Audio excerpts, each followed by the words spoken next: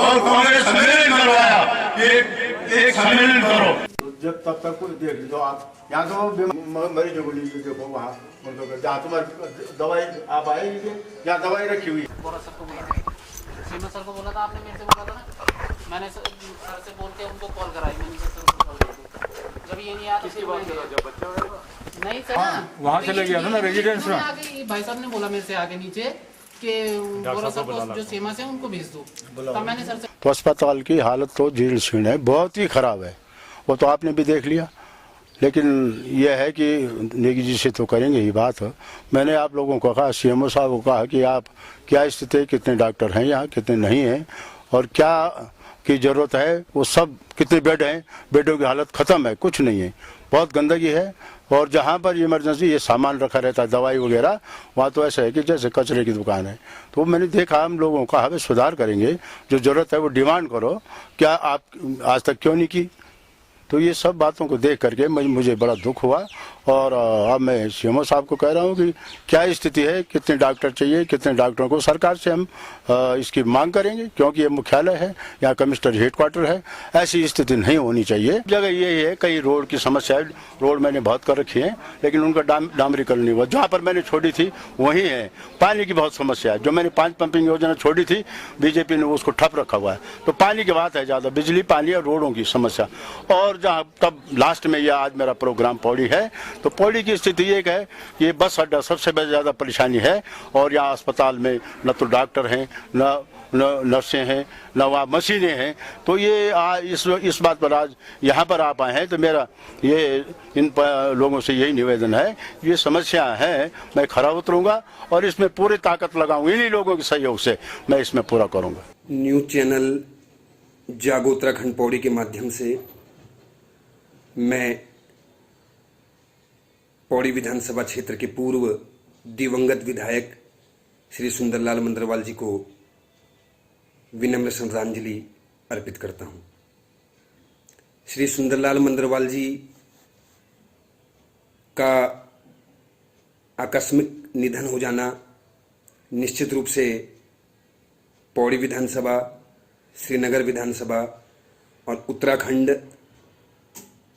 अखिल भारतीय प्रदेश Congress committee के लिए भी एक दुख का विषय है, क्योंकि श्री सुंदरलाल मंदरवाल जी की मृत्यु के बाद मैं समझता हूं कि एक गांधीवादी युग का और एक असल धरातल से जुड़ी कांग्रेस की विचारधारा का अंत हुआ है। श्री सुंदरलाल मंदरवाल जी गांधीवादी विचारधारा के थे। सरल सहृदयता उनके व्यवहार और स्वभाव में कूट कूट के भरी थी, और निश्चित रूप से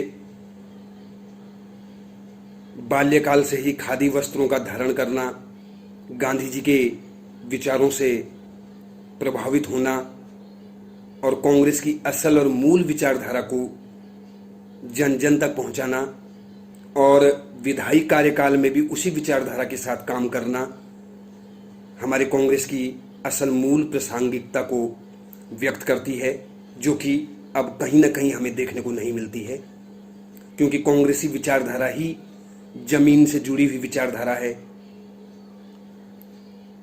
संस्कारिकता, सरलता और सहृदय से जुड़ी विचारधारा है मेरे मायने में।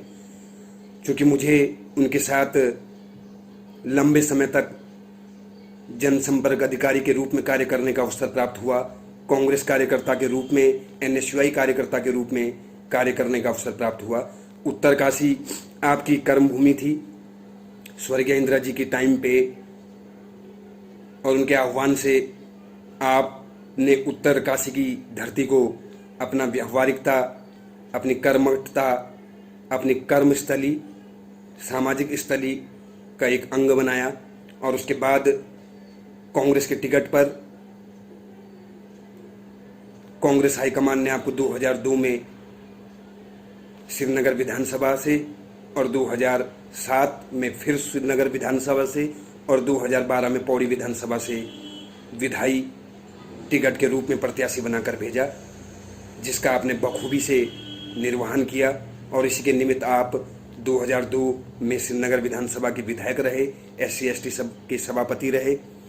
Srinagar medical college, Khandukhal hydro project, GVK dam और तमाम श्रीनगर विधानसभा में सड़कों का जाल, हैंडपंपों की बयार और देवप्रयाग सफदरखाल रोड, जिसमें आज हम लोग, हमारे युवा, हमारी पीढ़ी आवाजाही करती है, निश्चित रूप से आपके श्रीनगर विधानसभा के समय की एक विकास की बयार रही। 2012 में आप कांग्रेस के टिकट से पौड़ी विधानसभा के विधायक रहे।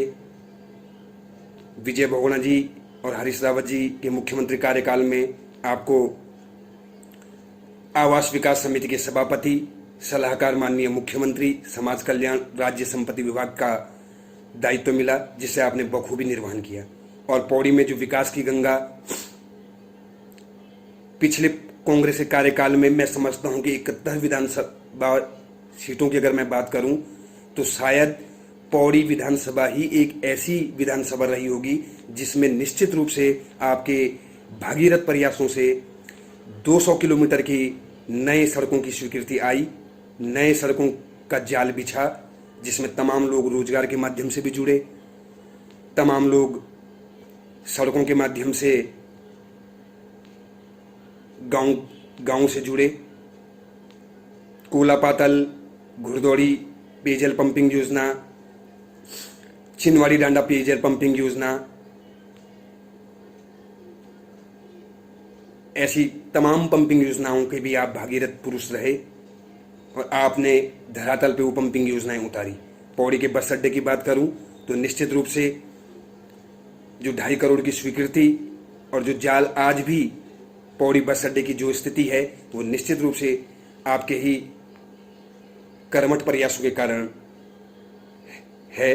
धन स्वीकृति, पौड़ी बस अड्डे का ढांचा खड़ा होना, यह आपकी दूरदर्शिता की सोच को बयां करती है।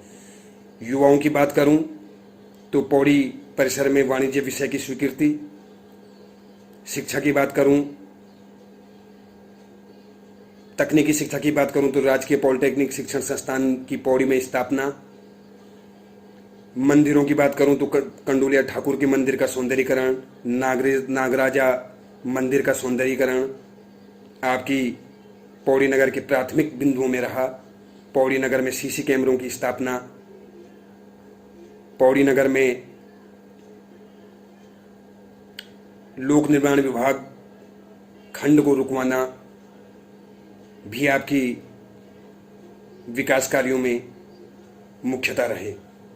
आपने तमाम कार्यकर्ताओं का सम्मान करते करते विरोधी दल के कार्यकर्ताओं को भी आप उसी सरलता, उसी सहजता से मिलते थे और कभी भी आपने अपने विधायी कार्यकाल में किसी भी युवा तबके से लेकर और किसी भी प्रकार के कार्यकर्ताओं को निराश नहीं किया।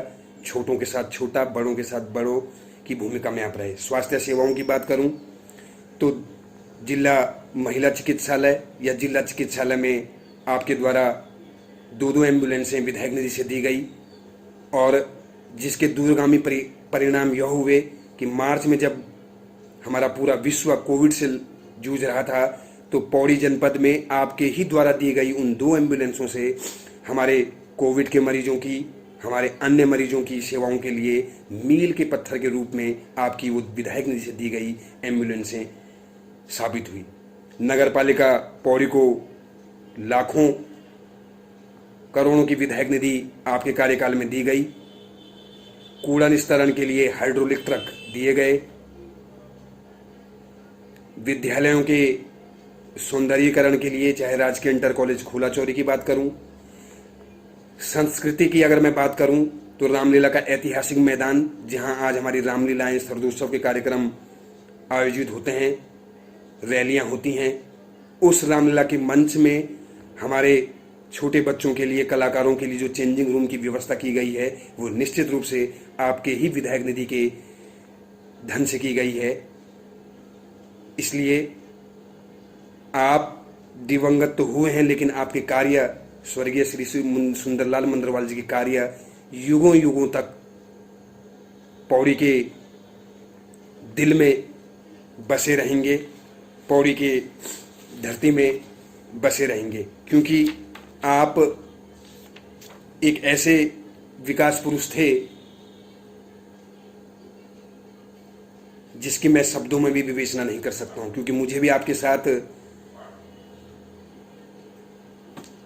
जनसंपर्क अधिकारी के रूप में कार्य करने का मौका मिला। और जैसा कि आप देख सकते हैं कि तमाम ये फाइलें जो मेरे हाथ में हैं, तमाम ये जो पत्र, ये फाइलें मेरे पास हैं, रैक में हैं, ये सारे अमली इल्जामों के कार्यों का जो बही खाता है वो सिर्फ और सिर्फ स्वर्गीय श्री सुंदरलाल मंडरवाल जी के द्वारा 2012 से 2017 तक पौड़ी विधानसभा की धरती, पौड़ी विधानसभा के लिए किए गए कार्यों का ही एक बही खाता है। आपकी सीतासैन पुल की स्थापना और हंस फाउंडेशन के द्वारा एक अस्पताल अपने गांव के नीचे बनगढ़ में, वो सपना थोड़ा सा अछूता रह गया। पिछली सरकार में कैबिनेट में भूमि आवंटन भी हो गई थी, लेकिन कुछ कार्य रह जाते हैं। लेकिन जो कार्य आपके द्वारा पौड़ी विधानसभा में पौड़ी विधायक के रूप में किए गए, वो निश्चित रूप से कार्य करता हूँ और पौड़ी विधानसभा की जनता के लिए मील का पत्थर साबित होंगे।